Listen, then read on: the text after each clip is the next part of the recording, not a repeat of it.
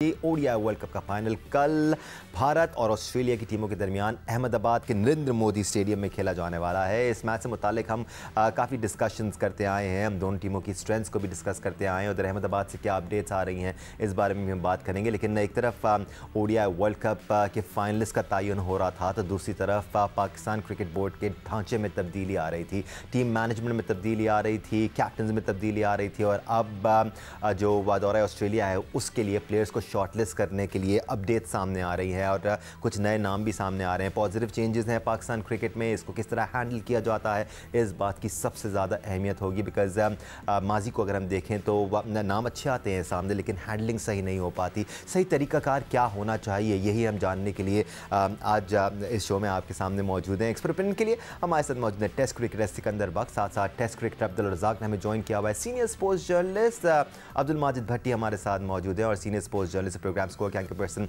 सैयद याया हुसैनी हमारे साथ मौजूद है। Gentleman, if you allow me, दोनों जर्नलिस्ट से मैं ज़रा अपडेट्स ले लेता हूँ।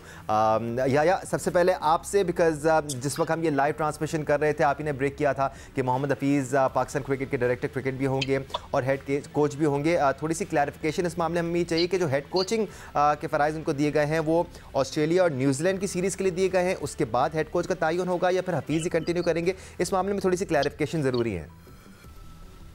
जी दानिश, बहुत शुक्रिया आपका और बिल्कुल इस क्लैरिफिकेशन की अशद ज़रूरत है क्योंकि एक आम तासुर यही है कि हफीज़ डायरेक्टर क्रिकेट होने के साथ साथ कौमी क्रिकेट टीम के कोच भी होंगे, लेकिन आगे चलकर पाकिस्तान क्रिकेट बोर्ड इस चीज़ को क्लियर करेगा कि पाकिस्तान टीम में अब कोच का ओहदा ही खत्म कर दिया गया है। कोच होता क्या है?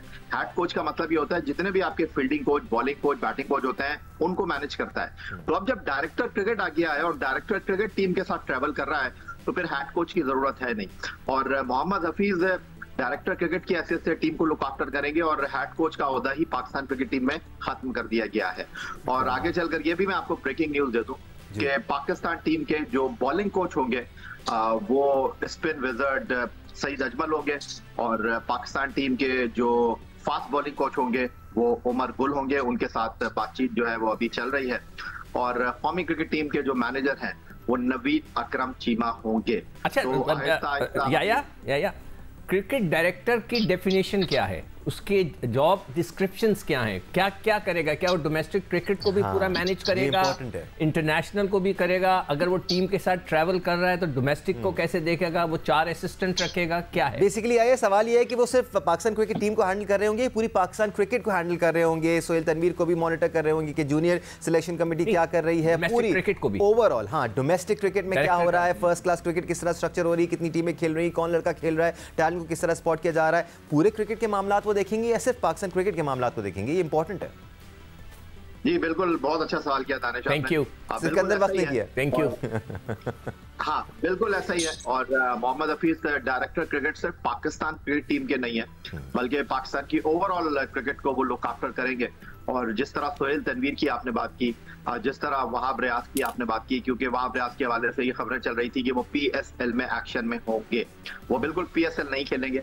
सोहेल तनवीर जो है वो भी नहीं खेलेंगे और सोहेल तनवीर जो है अभी जो आई थिंक मेरा ख्याल है कोई क्लोज सीरीज है उसके लिए टीम का इंतखाब है वो सोहेल तनवीर नहीं करेंगे क्योंकि उनका कहना यह है कि अभी वो आए हैं, चीजों को देख रहे हैं। शायद वो अभी बांग्लादेश शायद टीम जा रही है, उसके साथ वो ट्रैवल करेंगे, खिलाड़ियों की कारकर्दगी को मॉनिटर करेंगे और उसके अलावा वो कैंप भी लगा रहे हैं ताकि जो इस सरफेस पे खिलाड़ी हैं सबको बुलाएं, उनको देखें। और उसके अलावा जो आइंदा साल एशिया कप या जूनियर वर्ल्ड कप है उसके लिए वो उनका पहला असाइनमेंट होगा, वो टीम मुंतखब करेंगे। जहां तक वहाब रियाज की बात है, क्योंकि चौधरी जका अशरफ जो चेयरमैन क्रिकेट बोर्ड है उन्होंने ये इस्तेहकाक दिया है सबको कि भाई मैं आपको जिम्मेदारियां दे रहा हूं लेकिन आप अपनी मर्जी से अपनी टीम बनाएं। तो सोहेल तनवीर अपनी टीम का इंतखाब खुद करेंगे बतौर junior chief selector. Wahab Riaz फिलहाल चूंकि अभी उनके पास वक्त कम है, मुकाबला सख्त है, शान मसूद 2 दिन लाहौर में रहे, हफीज के साथ उनकी मीटिंग रही, तो ऑस्ट्रेलिया के दौरे के लिए ये लोग टीम बनाएंगे। फिर उसके बाद जैसे ही ऑस्ट्रेलिया का दौरा होगा उसके बाद ये अपनी सिलेक्शन कमेटी बनाएंगे और अभी शाहीन शाह अफरीदी से इनकी मुलाकात होनी है जिसके बाद ये बैठकर दौरे न्यूजीलैंड के लिए टीम का इंतखाब करेंगे। तो ये सारी वो चीजें हैं, लेकिन मैं समझता हूं कि ये जो आपने बात की बिल्कुल दुरुस्त बात है कि मोहम्मद हफीज अगर टीम के साथ ट्रैवल कर रहे हैं तो फिर वो बाकी डोमेस्टिक क्रिकेट के मामला को किस तरह देखेंगे, ये आने वाला वक्त इस बात का खुलासा करेगा। फिलहाल इस वक्त फोकस जो है वो दौरा ऑस्ट्रेलिया है। बट साहब, इस वक्त जो हम ये डिस्कशन कर रहे हैं, इस डिस्कशन का मकसद भी ये है कि जितना हो सके के कॉन्फ्लिक्ट ऑफ इंटरेस्ट को ख़त्म करना है और सही फैसले होने हैं। वो जो हम गुज़िश्ता दिनों से बात कर रहे हैं ना कि स्ट्रक्चर को बेहतर करना है, तो क्या हम स्ट्रक्चर की बेहतरी की तरफ जा रहे हैं भट्टी साहब? क्योंकि सवाल इस वक्त काफ़ी सारे आ रहे हैं और हमारी कोशिश ये होती है कि हम जो अभाम है क्रिकेट फैंस में उसको भी थोड़ा सा क्लैरिफाई कर सकें। तो यहाँ पर मोहम्मद हफीज़ की जो जिम्मेदारियाँ हैं उसमें आपको लगता है थोड़ा सा मुश्किलात दरपेश होंगी उनको, अगर पाकिस्तान क्रिकेट के साथ हैं तो फिर पाकिस्तान क्रिकेट के जो दीगर मसाइल हैं उनको कैसे हल करेंगे? अच्छा दानिश, डायरेक्टर क्रिकेट की पोस्ट कहां से इंट्रोड्यूस हुई? ये बेसिकली आइडिया है इंग्लिश क्रिकेट बोर्ड का। इंग्लिश क्रिकेट बोर्ड में इस वक्त जो डायरेक्टर हैं वो सारे क्रिकेट मामलात के जिम्मेदार हैं, इवन टीम सिलेक्शन में भी बैठते हैं, कप्तान कोचेस के साथ भी। हाँ, लेकिन वो ट्रेवल नहीं करते। फिर अगर टीम हारती है, अभी जिस तरह वर्ल्ड कप में हारी, तो वो जिम्मेदारी भी लेते हैं कि भाई मैं रिस्पॉन्सिबल हूं कि मैंने जो टीम सिलेक्ट करवाई थी इन लोगों के साथ मिलकर। लेकिन वो हेड कोचेस वगैरह सब उनको रिपोर्ट करते हैं, कप्तान उनको रिपोर्ट करते हैं, वो ट्रेवल नहीं करते। लेकिन ओवरऑल जितना सिस्टम है उस सिस्टम को देख रहे होते हैं। लेकिन अभी ये जो अपॉइंटमेंट्स हुए हैं, विद ऑल ड्यू रिस्पेक्ट, हमें किसी की नीयत पर शक नहीं है, ना उनकी अहलियत पर शक है। लेकिन एक एज ग्रुप के लोग हैं, इनमें से ज्यादातर लोग वो हैं जिन्होंने रिसेंटली साथ क्रिकेट खेली है। मिसाल के तौर पे मोहम्मद हफीज या वहाब रियाज, इन्होंने शान मसूद के साथ क्रिकेट खेली है, इन्होंने शाहीन शाह अफरीदी के साथ क्रिकेट खेली है, इन्होंने सरफराज अहमद के साथ क्रिकेट खेली है। तो बस एक जो पाकिस्तान के कल्चर में जो एक चीज होती है कि ऐसा तो नहीं कि अपने दौर के जो स्कोर हैं वो अब सेटल हो जाए, क्योंकि हमारे यहाँ ये चीज बहुत ज्यादा है। फिर एक चीज और है बट साहब, एक और क्लैरिफिकेशन जो आजकल लोग काफ़ी मांग रहे हैं, और शायद ये इशू भी हो सकता है बिकॉज आईसीसी क्लियरली क्लैरिफाई करता है कि पॉलिटिकल इन्वॉल्वमेंट नहीं होनी चाहिए। वहाब रियाज सूबाई वजीर खेल भी हैं, क्या वो सूबाई वजीर खेल रहेंगे या फिर दोनों ओहदे संभालेंगे साथ? दानी, जो हमने पढ़ा है वो तो यही है कि वो मिनिस्टर भी रहेंगे, और जो चीफ मिनिस्टर पंजाब में मोहसिन नकवी, उन्होंने उनको गो अहेड दे दिया कि आप मिनिस्टरशिप भी करें और चीफ सिलेक्टर भी रहें। लेकिन अब्दुल रज़ाक बैठे हुए, इन्होंने मुझे कल परसों बताया कि जो सिंध प्रीमियर लीग हो रही है उसमें वहाब रियाज खेल भी रहे। तो वहाब रियाज तो एज ए प्लेयर उनका रोल खत्म नहीं हुआ। पेशावर ज़ल्मी के साथ भी अगर वो एज ए प्लेयर अटैच नहीं है तो किसी और हैसियत में मेरा ख्याल वो काम कर रहे हैं। लेकिन जो सबसे बड़ा सवाल है, जो एक आम आदमी भी पूछना चाहता है, कि क्या लॉन्ग टर्म इनको ये काम करने दिया जाएगा, या ज़का अशरफ साहब जब 2.5 महीने बाद रुखसत होंगे तो फिर ये लोग भी रुखसत हो जाएंगे? बिल्कुल एग्जैक्टली बड़ी साहब, एग्जैक्टली यही बात सिकंदर बख्त ने भी कल की थी कि 1 साल तक इनको रिस्पॉन्सिबिलिटी दी जाए और फिर सवाल ना किया जाए, इनको पूरी रिस्पॉन्सिबिलिटी दी जाए, फिर 1 साल बाद आप इनकी परफॉर्मेंस का जायजा लें। बट सिकंदर, ये थोड़ा सा अनफॉर्चुनेट हो जाएगा अगर कोई भी एक शख्स जिसको ओहदा दिया गया हो, अगर वो भी खेल रहा हो या कोचिंग के फ़राइज़ अंजाम दे रहा हो लीग क्रिकेट में, ये भी कॉन्फ्लिक्ट ऑफ इंटरेस्ट है, फिर वहाँ जाकर इशूज़ सामने आना शुरू हो जाते हैं। पाकिस्तान क्रिकेट में हमने ये देखा है। क्या मैं तो मेरी तो समझ से बाहर है। विद ड्यू रिस्पेक्ट टू सीटी साहब, पहले उन्होंने एक मेरे हिसाब से सही काम नहीं किया था कि एक ऑनलाइन कोचिंग, हमारे बड़े अच्छे दोस्त हैं, बहुत मेहरबान हैं, I respect him a lot, मगर सर आपने एक काम सही नहीं किया था कि एक बंदा जो है कोच बना हुआ है और ऑनलाइन कोचिंग कर रहा है। बिल्कुल एक्सेप्टेबल, मेरे मतलब जहन नहीं मान रहा कि कोचिंग कर रहा है या एडवाइस कर रहा है या खत्म हो गई एक। अब ये दूसरी चीज़ जो आ गई है कि एक प्लेयर होगा, एक सिलेक्टर होगा जो क्रिकेट भी खेल रहा होगा, ठीक है, सही, फेस्टिवल मैचेस खेलना इट्स अ टोटली डिफरेंट। बिल्कुल। एक क्रिकेट डायरेक्टर होगा जिसके हाथ में सारी क्रिकेट होगी, जो कि इस वक्त तबाही की हालत में है, क्लब क्रिकेट नहीं हो रही, स्कूल कॉलेज यूनिवर्सिटी ये सब क्रिकेट खेलते हैं।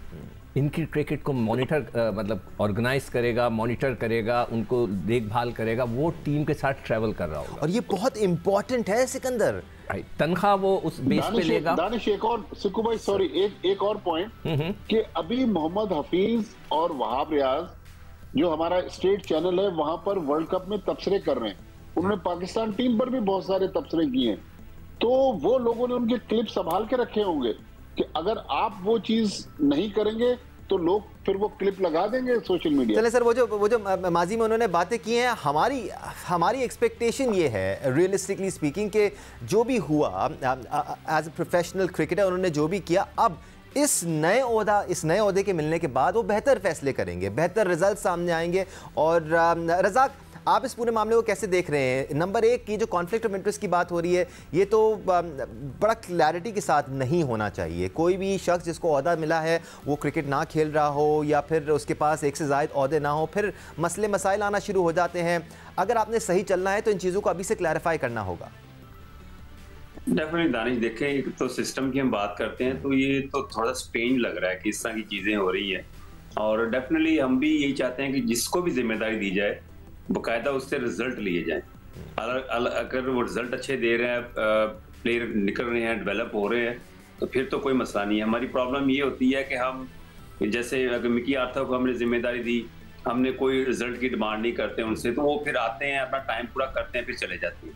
तो फिर वो पाकिस्तान को फिर एकदम से ज़्यादा नुकसान होना शुरू हो जाता है। हम देखें पिछले 4 साल से जो भी हमने डिसीजन लिए हैं, हमें कोई बात करने की जरूरत नहीं कि ये चेयरमैन आया था, ये चीफ सेक्रेटरी आया था, ये हेड कोच आया था, ये डायरेक्टर आया था, पर आपकी जिम्मेदारी ये है कि आपने रिजल्ट लेने।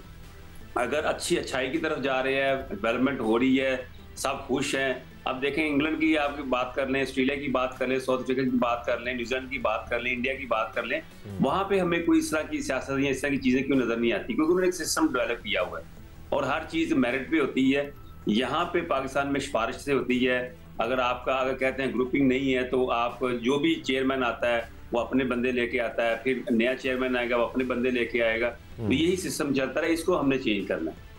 हम तो फ़िलहाल कॉन्फ्लिक्ट ऑफ इंटरेस्ट की बात कर रहे हैं, लेकिन साथ साथ जनरली फ़ैन्स में अहलियत पर भी बात हो रही है। हाँ, हमारे ये बड़े रिस्पेक्टेबल क्रिकेटर्स हैं, प्रोफेशनली पाकिस्तान टीम को उन्होंने सर्व किया है, लेकिन क्या जिनको हेड कोच बनाया गया है उन्होंने कोई कोचिंग के कोर्सेज किए हुए हैं, क्या कोई एक्सपीरियंस है साथ? ये सारी चीज़ें मैटर करती हैं। ठीक है, आप अभी अपनी राय का साथ कर सकते हैं, फिर हम आगे बढ़ जाएंगे अभी। अच्छा, अब जो आप बात कर रहे हो ना कि जो कोचेज़ हैं क्या उन्होंने कोर्सेज किए हुए, मज़े की बात है कि डोमेस्टिक क्रिकेट के अंदर मैं बहुत से कोचेज़ को जानता हूं जिन्होंने लेवल 1, 2, 3, 4 ऑस्ट्रेलिया से जाकर किया है, इंग्लैंड से जाकर किया है। Man management zero. जितनी हमने उनकी कहानियां सुनी लोगों की, डिग्रियां तो हैं मगर देखो डिग्रियों से कुछ नहीं होता। एक आदमी में एक स्किल्स भी होनी, एबिलिटी भी होनी चाहिए, स्किल्स भी होनी चाहिए, मैन मैनेजमेंट। और इसका ताल्लुक इससे भी नहीं है कि आपने कितने मैचेस खेले हुए, बिल्कुल नहीं, या कितने रन किए। दुनिया के जितने बड़े कोचेस हैं आप उनको देख लें, कोई बहुत बड़े बड़े क्रिकेटर्स नहीं हैं। जो बड़े बड़े क्रिकेटर्स हैं वो कभी भी कोच नहीं। मिसालें मिल जाएंगी आपको वन ऑफ, बट मेंटोर बन जाते हैं। जैसे वीवेन रिचर्ड्स है, वो मेंटोर है, he is not a coach. इस किस्म के लोग, स्टीव वॉ वगैरह थे, वो मेंटोर थे, जाकर जो भी वो लेक्चर्स देते होंगे।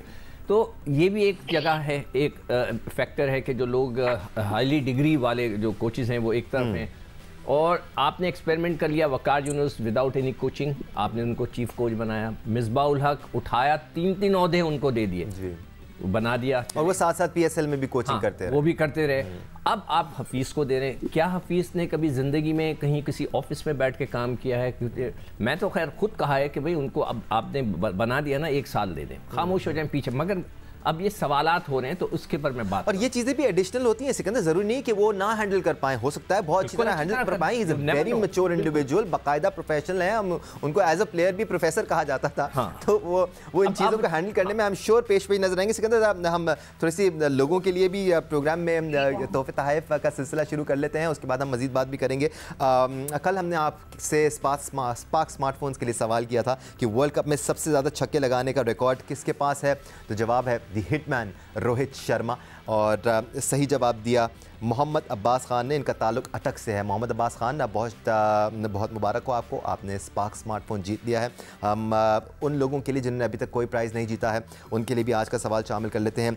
लेग ब्रेक गूगली बॉलिंग किस पाकिस्तानी क्रिकेटर की पहचान है? तो आज का सवाल है लेग ब्रेक गूगली बॉलिंग किस पाकिस्तानी क्रिकेटर की पहचान है? अगर आपको जवाब पता है तो स्क्रीन पर डिटेल्स आ रही हैं, यहाँ पर आप अपना जवाब हमारे साथ शेयर कर सकते हैं।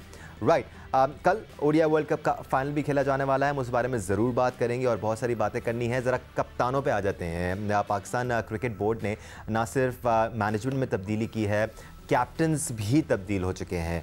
टेस्ट टीम का कप्तान शान मसूद को बनाया गया है, T20 कप्तान शाहिन शाह अफरीदी को बनाया गया। ये दोनों फैसले किस तरह के हैं, कैसे हैं, अच्छे फैसले हैं, नहीं हैं, बेहतरी की गुंजाइश है, नहीं है, या अब ये बात होनी भी चाहिए, नहीं होनी चाहिए। पाकिस्तान टीम मैनेजमेंट जो बनाई गई है नई, हो उस पर बात कर रहे थे। अब ज़रा कप्तानों पर भी बात कर लेते हैं कि जो नए कैप्टन बने हैं वो कैसे हैं, क्या सही फैसला है ये? क्योंकि जब बाबर आजम को कप्तान बनाया गया था तो हम ही लोगों ने ये डिस्कस किया था कि बाबर आजम के पास एक्सपीरियंस इतना नहीं है एज अ कैप्टन, लेकिन बाबर आजम इंडिविजुअली बहुत ज़बरदस्त परफॉर्मर थे, तो उस बेसिस पर उनको कप्तान बनाया गया था। अब अगेन पाकिस्तानी डायनामिक्स की हम बात करें तो कोई भी फैसला किया जाए, बहुत से लोग उसको सपोर्ट करते हैं, बहुत से लोग उसको निगेट करते हैं। हमारे एक्सपर्ट्स क्या सोचते हैं इन कैप्टन्स के बारे में, ये बताने से पहले हम ज़रा स्टैट्स शामिल कर लेते हैं। सबसे पहले शान मसूद के स्टैट्स आ जाएं। अगर हम इंटरनेशनल क्रिकेट की बात करें, टेस्ट क्रिकेट की बात करें, जिसमें शान मसूद को अब सेलेक्ट किया गया एज अ कैप्टन, तो 30 टेस्ट मैचेस खेले हैं शान मसूद ने,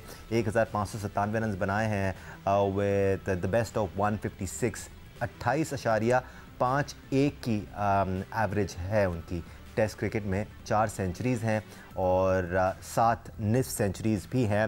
वो अलग बात है कि शान मसूद ने इनिशियली अपने करियर में स्ट्रगल किया था, लेकिन पिछले 2-3 सालों में शान मसूद ने एलिवेट किया अपने गेम को। शान मसूद की अगर हम फर्स्ट क्लास परफॉर्मेंस को देखें तो इस साल उन्होंने शानदार परफॉर्मेंस दिखाई है 4 डे क्रिकेट में भी, और अब जो पाकिस्तान कप हो रहा है उसमें भी उन्होंने शानदार परफॉर्मेंस दिखाई है। वो अलग बात है कि वो सरफराज अहमद की कप्तानी में खेल रहे हैं, तो क्या ये बेहतर नहीं होता अगर पीसीबी का ये प्लान था कि उनको कप्तान बनाया जाए तो उनको यहाँ पर फर्स्ट क्लास में भी कप्तानी कराई जाती ताकि और उनको कॉन्फिडेंस। लेकिन फिर भी ये सारी चीज़ें प्लानिंग का हिस्सा होनी चाहिए। आप इंडिविजुअल्स को स्पॉट करते हैं कि ये इंडिविजुअल्स हैं जो आगे चल के पाकिस्तान क्रिकेट की बागडोर संभाल सकते हैं, या आपका स्टांस शान मसूद के कैप्टन बनने पर टेस्ट स्क्वाड का, बिकॉज ये बात हो रही है कि इतनी तगड़ी परफॉर्मेंसेज नहीं है उनकी और फिर वो सरफराज अहमद की कप्तानी में खेल रहे हैं। देखिए दानिश, एक बात तो बहुत क्लियर है, इस वक्त सोशल मीडिया पर एक कैंपेन चल रही है कि जी मोहम्मद रिजवान आपकी जो है वो टेस्ट टीम के वाइस कैप्टन थे और व्हाइट बॉल के वाइस कैप्टन जो है वो शादाब खान थे, इनको आपने क्यों कप्तान नहीं बनाया? बहुत ही क्लैरिटी है। रिजवान को कप्तान ना बनाने की वजह उनका कॉन्फ्लिक्ट ऑफ इंटरेस्ट है, क्योंकि वो एक कंपनी के अंदर 25% के जो है वो शेयर होल्डर हैं और वो कंपनी खिलाड़ियों को मैनेज करते हैं। दूसरा आ गया शादाब खान, उनकी एबिलिटी आपने देख ली, उनकी परफॉर्मेंस आपने देख ली, और टीम की नाकामी वर्ल्ड कप में एक मुहर्रिक वो भी है। अब शान मसूद को कप्तान बनाने पर मेरे नहीं समझ आ रहा कि इतना शोर क्यों हो रहा है। आप माजी में अगर उठाकर देख लें, आपने सलमान बट को कप्तान बनाया, इवन आप ज्यादा दूर जाने की जरूरत नहीं है, आपने जब बाबर आजम को आज से 4 साल पहले कप्तान बनाया था तो उनकी क्या परफॉर्मेंस थी? बाबर आजम ने कौन सी डोमेस्टिक क्रिकेट में कप्तानी की हुई थी? सिर्फ एक फर्स्ट क्लास मैच की बुनियाद पर आपने उनको कप्तान बना दिया था। आप उनके स्टैट्स उठाकर देख लें, आप शान मसूद के स्टैट्स दिखा रहे थे। बाबर आजम की परफॉर्मेंस एज ए कैप्टन है, एज ए प्लेयर बिल्कुल भी नहीं है। उनको आपने पाकिस्तान टीम का कप्तान बना दिया, तो कम से कम शाहीन शाह अफरीदी और शान मसूद जो है वो उस बॉक्स को टिक कर रहे हैं जिसके बारे में आप कहते हैं कि जिस शोबे में उनको आप लेकर आए हैं उस शोबे में उन्होंने डिलीवर किया है। शाहीन शाह अफरीदी ने आपको 2 PSL जिताए हैं, उनको उसी फॉर्मेट का आपने कप्तान बनाया, वनडे फॉर्मेट का कप्तान नहीं बनाया, और उनको देन एंड देयर आपने कप्तान नहीं बनाया, आपने उनको प्रोसेस में कप्तान बनाया है।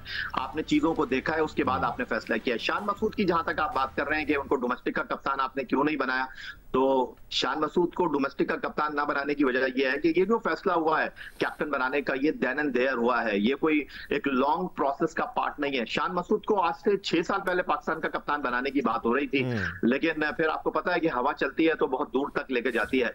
फौरन जो है सब जो है वो गर्विदा हो गए बाबर आजम के, और उन्होंने कहा इनको टेस्ट भी दे दो, वनडे भी दे दो, T20 भी दे दो, चाहे वो उसके अहल थे या नहीं थे। तो ये एक चीज थी जिसकी बुनियाद पर शान को कप्तान बनाया गया। उनकी परफॉर्मेंस पर बिल्कुल आपका सवाल ठीक है, उनको परफॉर्म करना पड़ेगा, वो कप्तान बने हैं, तो ये एक चीज है जिसका मेरा ख्याल है कि अब सबको इदराक होना चाहिए। सपोर्ट क्या करती हैं चीज़ें भट्टी साहब इस फैसले को? शान मसूद से मुतालिक अगर बात करें, शायद ही इतनी मैच्योरिटी आपको मौजूदा क्रिकेटर्स में नज़र आएगी जितनी मैच्योरिटी शान मसूद में है। बहुत प्रोफेशनल नज़र आते हैं, एथिक्स हैं उनके और उनको फॉलो करते हैं। रिसेंटली परफॉर्मेंस की बात करें तो फर्स्ट क्लास में और पाकिस्तान कप में, जैसे मैंने पहले जिक्र किया, परफॉर्म कर रहे हैं, एक अच्छा ऑप्शन है पाकिस्तान के लिए। हाँ, इंटरनेशनल क्रिकेट में जो थोड़ी सी परफॉर्मेंसेस कम है उस पर वो मज़ीद काम कर सकते हैं, तो आपकी नज़र में कैसा फैसला है भट्टी साहब? देखिए दानिश, शान मसूद पढ़े लिखे हैं, हाईली टैलेंटेड हैं, परफॉर्मेंस है, डिजर्व करते हैं वो कप्तानी। लेकिन पाकिस्तान क्रिकेट की अगर हम हिस्ट्री देखें ना तो हमारी तारीख बहुत भयानक है। अभी आप बहुत ज्यादा पीछे ना जाएं, 7-8 महीने पहले जब शान मसूद को वाइस कप्तान बनाया और पाकिस्तान टीम पर रूल कौन कर रहे थे? बाबर आजम शादाब खान और मोहम्मद रिजवान। कराची में मैचेस थे, अब्दुल रज्जाक उस वक्त सिलेक्टर थे। शान मसूद को टीम मैनेजमेंट ने 2 मैचेस में नहीं खिलाया, 3 मैचों में वाइस कप्तान थे, 2 में नहीं खिलाया। तो अब शान मसूद डिफरेंट रोल में आ गए। तो मेरे बस क्योंकि पाकिस्तान क्रिकेट में ऐसा होता रहा है और शायद आइंदा भी कभी हो जाए, जो पीछे से एक पॉलिटिक्स चल रही होती है, ऐसा ना हो कि शान मसूद के खिलाफ कोई घेरा तंग कर देंगे प्लेयर, कुछ शान मसूद के साथ मसाइल पैदा हो जाए करेंगे। अच्छा, बाबर आजम को हमने हटाया कि एज ए कैप्टन वो परफॉर्म नहीं कर रहे थे, तो शाहीन शाह अफरीदी भी एज ए बॉलर उन्होंने विकेट ली, लेकिन मैच विनिंग परफॉर्मेंस नहीं थी उनकी वर्ल्ड कप में, उनको हमने कप्तानी दे दी। तो ये मतलब क्राइटेरिया 2 डिफरेंट क्राइटेरियाज हैं। हमें शान मसूद के कप्तान बनने पे भी कोई मसला नहीं है, जितना याहिया कह रहे हैं, बिल्कुल एज ए कप्तान डिलीवर किया शाहीन शाह अफरीदी ने, लेकिन पहले एज ए प्लेयर तो डिलीवर करे ना, उसके बाद। बट साहब आपके पास और कोई चॉइसेस हैं? कोई चॉइसेस हैं? आप नाम तो लें। देखो भाई, अगर ऐसे कहने में क्या बनाना भाई देखें, अगर बनाना चाहें तो आप सऊद शकील को कप्तान बना सकते हैं टेस्ट मैच पर। बहुत ज्यादा जल्दी हो जाएगा, बटी साहब परफॉर्मेंस नहीं है, इतना टाइम लगाया नहीं है। T20 अगेन ये बात सर, मुझे शाहीन शाह अफरीदी के बारे में बात करनी है, शान मसूद पे आप लोगों से बात करनी है, हम ऑप्शंस पे आगे चल के जरूर बात कर लेंगे। अपॉलॉजी सिकंदर, बहुत कम टाइम रह गया है, मैं शाहीन पे आऊँगा। मैं ज़रा अब्दुल रज़ाक और सिकंदर से शान मसूद से मुतालिक सवाल ले लूँ। शाहीन की चल गई हैं स्टैट्स, तो हम आपको बता देते हैं। अब तक 52 मैचेस खेले हैं शाहीन शाह अफरीदी ने, 64 विकेटें ली हैं। As a bowler Shaheen Shah Afridi की एबिलिटी पर कोई सवालिया निशान नहीं है, but fast bowlers injury prone होते हैं। शाहीन शाह अफरीदी को आपने एज अ कैप्टन एक्सपीरियंस भी दिया है, बट क्या शाहीन शाह अफरीदी इतने फिट रहेंगे आगे आने वाले सालों में? ये एक बड़ा क्वेश्चन मार्क है, और फिर हम उनको ज़बरदस्ती खिलाकर लॉन्ग टर्म के लिए इंजर्ड करना भी अफोर्ड नहीं कर सकते। शाहीन पर हम आगे चल के बात करेंगे। अब्दुल रज़ाक, आपका ओपिनियन शान मसूद से मुताल्लिक। दानिश, एक चीज ऐड कर दो, फिर आप रज़ाक से बात कर लीजिए। असल मसला कप्तान को कप्तानी देने का नहीं है, असल मसला फिटनेस का नहीं है, असल मसला है सोच का। कप्तान सारे मैच खेलेगा, कप्तान हर मैच को नहीं छोड़ेगा, तो फिर मसाइल होंगे। तो इस बात का जवाब आपको आने वाले वक्त में मिल जाएगा कि आप अपनी फिटनेस का कितना ख्याल रखते हैं और कप्तान जो है वो कितना अपनी कुर्सी से जुड़ा रहता है। ठीक, अब्दुल रज़ाक, शान मसूद से मुताल्लिक आपका ओपिनियन। देखिए, बात कप्तानी की चल रही है। अगर आप इमरान खान से शुरू हो जाएं, ज्यादा पीछे ना जाएं, अगर उधर से पीछे जाना पड़े, कपिल देव आ जाएंगे, विव रिचर्ड आ जाएंगे, क्लाइव राइट आ जाएंगे। हिस्ट्री में जितने कप्तान आए हैं, रिकी पॉन्टिंग है, वसीम अकरम है, उसके बाद मोइन खान गुजरे हैं, और उसके बाद अभी रोहित शर्मा है, राहुल द्रविड़, तेंदुलकर, जितने भी कप्तानों के नाम लेंगे आप, तो वो वर्ल्ड क्लास कैटेगरी के प्लेयर थे। वो सिंगल हैंडली अपनी टीम को मैच जितवाते थे। क्या हम इस क्राइटेरिया को या इस मार्क को टिक करते हैं? क्या हमारी ये सोच है कि हमने जो भी कप्तान बनाए हैं, आया कि वो पूरी टीम को लीड करेंगे एज ए परफॉर्मेंस भी और वैसे भी? हमारा सेटबैक शुरू हुआ है 2007 से, जब हमने ऐसे कप्तान बनाने शुरू कर दिए कि जिनका परफॉर्मेंस इतनी ज्यादा नहीं थी, पर हमने बस किसी बेस पे उनको कप्तान बनाना शुरू कर दिया। फिर वहीं से सिलसिला शुरू होता हुआ है, वो चलता हुआ। पर हमने हमारी जो एक स्ट्रेंथ थी कप्तानी की, जो हमारे जो पास में गुजरे, इमरान खान, वसीम अकरम, मोइन खान, जिन्होंने कप्तानी की और उन्होंने परफॉर्मेंस दी है, तो वो हमने पीछे इंजामुल हक भी गुजरे हैं, वो भी उन्होंने बड़ा अच्छा परफॉर्म किया एज ए मैनेजमेंट के तौर पे भी और परफॉर्मेंस वाइज भी। तो ये चीजें जो थी ना, हमने थोड़ी लैग की हैं। कप्तान वो हो अगर बना दिया है, तो फिर इसको पूरी टीम को लेकर चलना पड़ेगा, परफॉर्मेंस दे, मैच जितवाए और पूरी टीम को एक यूनिटी की तरह रखे, जैसे इंडिया की टीम नजर आ रही। लीडरशिप एबिलिटी ज़रूरी है सिकंदर, लेकिन साथ साथ आपको फ्रंट से लीड करना पड़ता है अपनी परफॉर्मेंस के साथ, ये चीज़ भी बहुत ज़रूरी होती है। सही कह रहे हैं अब्दुल रज़ाक। माइक ब्रेली एक कप्तान था इंग्लैंड का, ठीक है, उसको कप्तान इंग्लैंड ने इसलिए बनाया था कि वो बहुत बड़ा प्लेयर नहीं था, ओपनर था वो भी हमारे दौर में, और उसको इसलिए बनाया था कि उसको मतलब एक पढ़ा लिखा और वो कुछ प्रोफेसर टाइप की कोई चीज़ था, तो उसको उसलिए बनाया। क्रिकेट खेलता था वो, रेगुलर काउंटी क्रिकेट। शान के लिए मैं इसलिए नहीं कहूँगा, फिर कॉन्फ्लिक्ट ऑफ इंटरेस्ट आ जाएगा। मेरा उसका कॉन्फ्लिक्ट ऑफ इंटरेस्ट ये है कि वो 6 साल मेरे साथ कोचिंग में रहा है। जब वो 10-12 साल का था, और 6 साल उसने, मुझे तो याद भी नहीं था कितने साल, मैंने उससे पूछा तो उसने कहा मैं 6 ईयर्स मैं आपके साथ कोचिंग पे था। तो मेरा कॉन्फ्लिक्ट ऑफ इंटरेस्ट हो जाएगा। बस मैं इतना ज़रूर कहूँगा, वेरी नाइस बॉय, अच्छी फैमिली, पढ़ा लिखा, मगर आपके पास चॉइसेस क्या हैं, ये तो बाद में I really have my fingers cross for Shan Masood. बहुत मेहनत की है शान मसूद ने रिसेंट टाइम्स में अपने गेम पर। मौका मिला है। कल भारत और ऑस्ट्रेलिया के दरमियान फाइनल खेला जाने वाला है। हम पाकिस्तान क्रिकेट साइड की जरा इस फाइनल पे सिकंदर बख्श से बात कर लेते हैं। सिकंदर, फाइनल के लिए तो होपफुली पिच वही होगी जिसका तयन किया गया था और एक अच्छा मैच देखने को मिलेगा। दोनों बहुत तगड़ी टीमें हैं और जो अच्छी क्रिकेट खेलेगा वही कल वर्ल्ड चैंपियन बनेगा 2023 का। देखो जो पिच की जो बात है ना, पिच दोनों टीमों के लिए एक जैसी होती है। बिल्कुल ऐसे, ठीक है।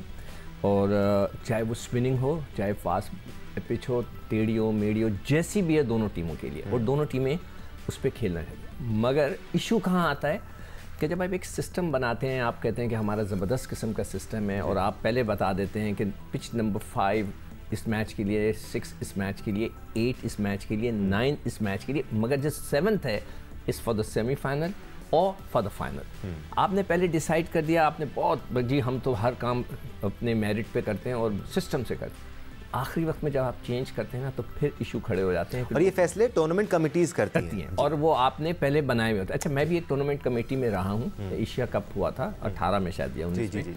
तो मैं टूर्नामेंट कमेटी, आज तक किसी ने उस कमेटी को खाने पीने के अलावा, पैसे लेके आने के अलावा मैंने कुछ नहीं किया।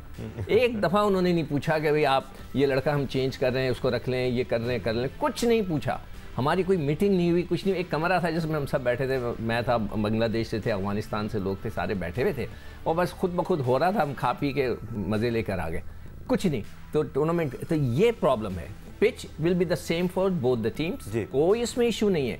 मैं समझता हूँ एज अ क्रिकेटर, जब पिच बन गई है दोनों मिलके खेले, मगर जब ये सिचुएशन होती है कि आपने कहा सब बातों की एक बात, दोनों टीमों ने बेहतरीन क्रिकेट खेली है through out world cup. India का यकीनी तौर पर पलड़ा भारी होगा बिकॉज उन्होंने अभी तक कोई भी मैच नहीं हारा है and they seem like they are on top at the moment. आज के लिए स्पोर्ट्स फोर्स से इतना ही। अल्लाह हाफिज़।